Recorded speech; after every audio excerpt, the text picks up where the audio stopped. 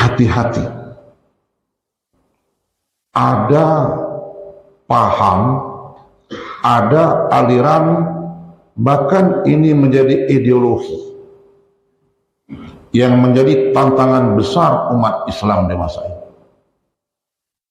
Paham ini bukan paham yang baru, ini paham yang sudah lama sekali. Paham ini muncul di zaman Yunani kuno, ketika Sokrates menanyakan kepada muridnya, apa tujuan hidup itu? Kata muridnya, guru, tujuan hidup itu adalah untuk mencari kesenangan, untuk mencari kepuasan, untuk memuaskan hawa nafsu. Paham inilah yang disebut dengan paham, aliran, bahkan sekarang seperti menjadi ideologi yang disebut dengan hedonisme. Ini musuh kita bersama, karena hedonisme ini identik dengan rumput dunia. Kalau dalam bahasa Arab ada gaya disebut dengan ghaniyun jadidun, ghaniyun jadidun. Dalam bahasa Inggris disebut dengan the new have. Dalam bahasa Indonesia sering disebut dengan OKB, orang kaya baru. Nah, ini biasanya hedonis ini banyak melanda orang-orang kaya baru. Apa bedanya orang kaya lama dengan orang kaya baru? Kalau orang kaya lama, dia takut betul kalau kekayaannya diketahui orang lain. Kenapa? Nanti proposal masuk.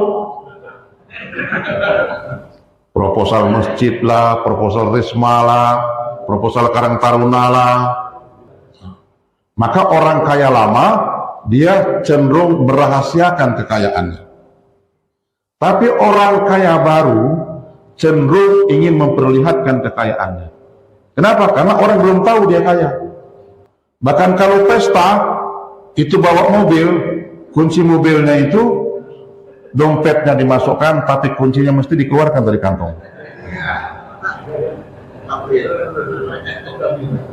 Kalau ngobrol-ngobrol, tadinya kuncinya dalam kantong, tapi setelah banyak orang, diletakkan di atas meja.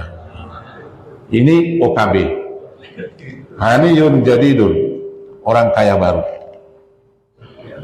Itu hedonisme. Nah, sekarang bagaimana propaganda mereka terhadap dunia Islam? Bukan cuma di Indonesia, di mana-mana. Propaganda yang paling halus, pendekatan pertama yang mereka lakukan adalah membuat confuse, membuat bingung, membuat kerok antara maksiat dengan ibadah. Apa kata mereka?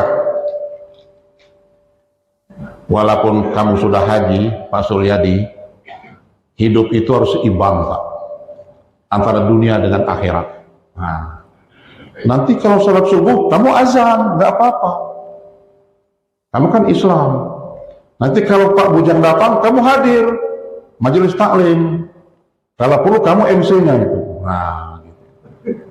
Tapi kalau urusan bisnis, lain lagi itu. Urusan bisnis itu kan tidak ada pilihan kecuali untung atau rugi. Lakukan apa saja untuk cari keuntungan. Masuk akal kan? Nanti begitu zuhur, Allahu Akbar, Allahu Akbar, cepat ke masjid. Habis salat, bisnis lagi kita. Ini dicampur badukan antara ibadah dengan maksiat. Begitu di masjid, bukan main Pak Suryadi. Inna sholati wa nusuki wa mahyaya wa mamati lillahi rabbil alamin. Ya Allah, salatku, ibadahku, hidup dan matiku hanya untukmu ya Allah. Balik dia ke showroom, Pak, mobil ini paling bagus, Pak. Ini belum pernah ke bengkel sama sekali, Pak.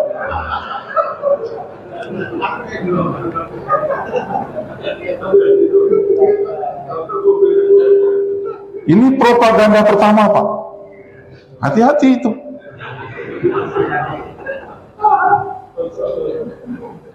Itu baru contoh Pak Suryadi. Saya yakin banyak contoh-contoh yang lain di sini. Nah, paling tinggi propagandanya, lama-lama kita asik dengan bisnis, dengan segala urusan dunia tadi, meskipun kita ibadah, lalu muncul puncak dari propagandanya. Ini kita ini nggak akan bisa untung besar ini. Kalau semuanya haram, semuanya makruh, nggak bisa kita ini bisnis kalau begini caranya. Dikit-dikit haram, dikit-dikit makruh. Maka akhirnya mereka akan mengeluarkan propaganda yang puncaknya, agama inilah yang menghambat kemajuan kita ini. Iya kan? Jadi agama dianggap menghambat kemajuan. Kenapa? Terlalu banyak aturan. Kan jam setengah 12 itu kalau kita berdagang, lagi banyak-banyaknya konsumen, kok mesti berhenti? Harus wudhu, harus ke masjid. Kalau jual bakso, jual somai, justru jam 3 sampai jam 4 itu lagi laris-larisnya. Harus ditinggalkan salat asar. Maka kemudian mereka berpendapat mengeluarkan propaganda. Ini nggak bisa kita maju kalau kita masih begini cara beragama. Muncullah ide-ide berlian. Ini ada akal ini. Kan salat itu bisa dijamak, Pak. Kan begitu. Bisa dijamak tuh salat itu. Zuhur bisa dijamak dengan asar, maghrib bisa dijamak dengan isya. Tapi Pak, nggak sah kalau dijamak itu gara-gara jual somai. Nggak ada hadisnya itu. Menjamak salat itu hanya ada 2 syarat. Satu safar, yang kedua sakit.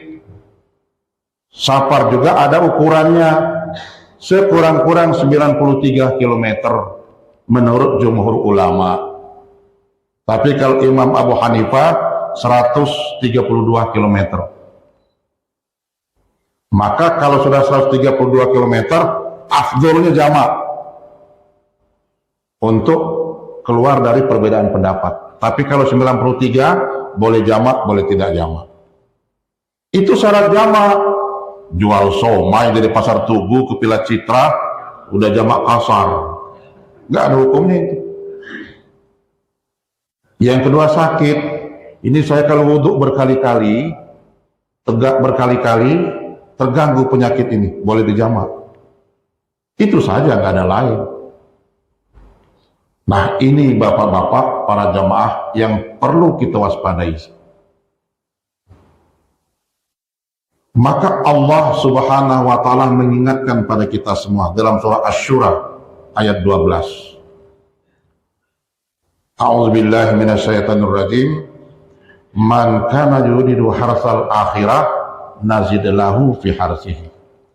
Wa man kana yuridu harsad dunya nu'tihi minha wa ma lahu fil akhirati min nasib.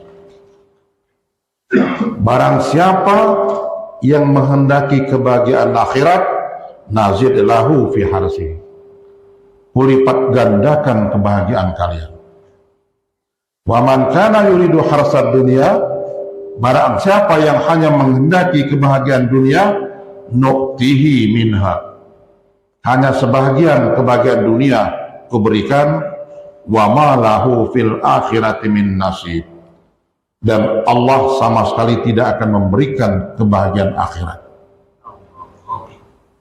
Jadi nggak ada dalam Islam itu hidup mesti seimbang. Ini waktu ngurus dunia, ini waktu ngurus akhirat, nggak ada. Apalagi sampai mengatakan agama sebagai penghambat kemajuan. Allah menjanjikan Kalau akhirat yang kita tuju, dunia dapat, akhirat dapat. Tapi kalau cuma dunia yang kita tuju, cuma setengah dunia kita dapatkan, sama sekali tidak dapatkan akhirat.